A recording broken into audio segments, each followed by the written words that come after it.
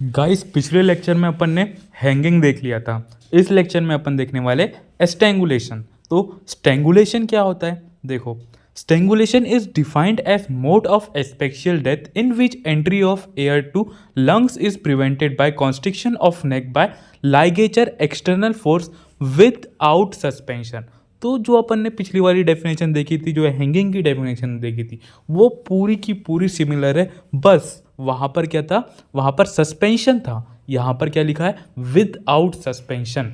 तो देखो पूरी सेम, पूरी एग्जैक्टली सेम है। स्ट्रैंगुलेशन जो है, स्ट्रैंगुलेशन क्या होता है? यहाँ पर सस्पेंशन नहीं होता है। एंट्री तो प्रिवेंट होती है, मतलब क्या है? एंट्री तो प्रिवेंट होती है एयर पैसेज की, है ना। लंग्स की एंट्री, मतलब कि जो ऑक्सीजन की एंट्री होती है वो प्रिवेंट होती है in the lungs by ligature.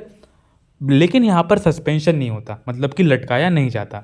लेकिन जो हैंगिंग था, हैंगिंग यहाँ पर अपन ने देखा था, हैंगिंग में यहाँ पर क्या था? Ligature tied around the neck and it is suspended because of suspension of body part. लेकिन यहाँ पर क्या है? यहाँ पर सस्पेंड नहीं किया जाता है। ठीक है, स्ट्रैंगुलेशन समझ में आ गया। स्ट्रैंगुलेशन में विदाउट सस्पेंशन है।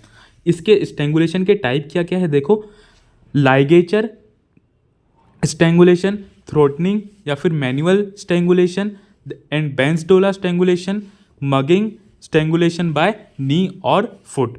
ठीक है, लाइगेचर स्ट्रैंगुलेशन क्या होता है? सबसे पहले इसको देखते हैं अपन। लाइगेचर स्ट्रैंगुलेशन, इसमें रस्सी या उसी प्रकार की किसी वस्तु को ग्रीवा के चारों ओर राउंड लगा दिया जाता है। इसमें रस्सी को गांठ लगाने की आवश्यकता नहीं होती है। तो इसमें क्या होता है? जब अपन नॉट बांधते हैं, नॉट नहीं बांधना है इसमें, बस इसमें रस्सी का यूज़ करना है और गले को प्रेस करना है, कंप्रेस करना है। ठीक है, तो रस्सी का इस प्रकार से उपयोग किया जाता है कि ग्रीवा के मतलब पूरा राउंड लगाया जाता है, लेकिन वहाँ पर गांठ नहीं बांधी जाती। That is ligature strangulation. Second क्या है अपना?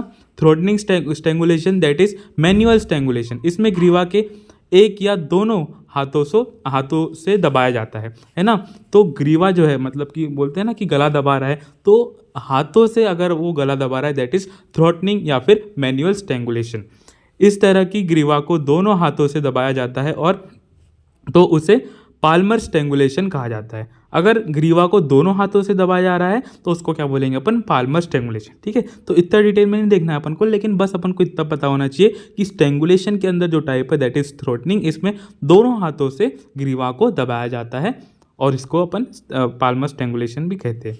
ठीक है, इसके बाद में बेंसडोला स्ट्रैंगुलेशन। इसमें ग्रीवा पर एक या दो लकड़ियों द्वारा दबाया जाता है, मतलब कि एक इंस्ट्रूमेंट टाइप का होता है, मतलब कि एक ऐसा बनाया होता है दो लकड़ियों का, ऐसी कैंची टाइप की, उससे ग्रीवा को दबाया जाता है। तो उसको क्या बोलते हैं? बेंसडोला स्ट्रैंगुलेशन।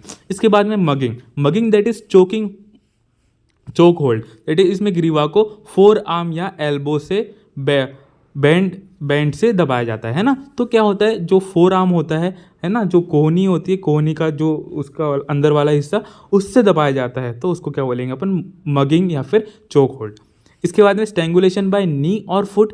इसमें ग्रीवा को घुटने या पैर से दबाया जाता है। ठीक है, तो स्ट्रैंगुलेशन के टाइप में अपन ने क्या क्या देख लिया? देखो, लाइगेचर स्ट्रैंगुलेशन, थ्रोटनिंग या फिर मैनुअल स्ट्रैंगुलेशन, बेंसडोला स्ट्रैंगुलेशन, मगिंग और स्ट्रैंगुलेशन बाय नी और फुट। ठीक है, ये चार बात समझ में आ गए अपन को। टाइप्स तो अपन ने पहले ही देखे थे।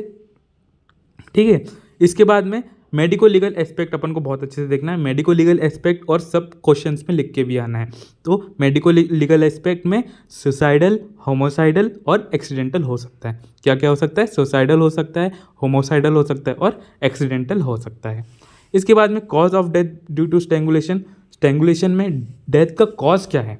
देखो, asphyxia, compression of trachea, laryngeal spasm.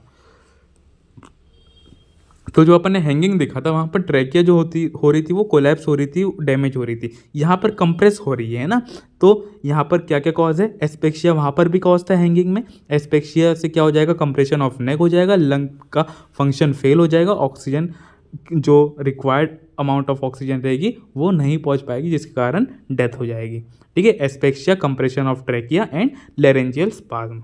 ठीक है, नेक्स्ट लेक्चर में अपन सफोकेशन पढ़ेंगे। धन्यवाद।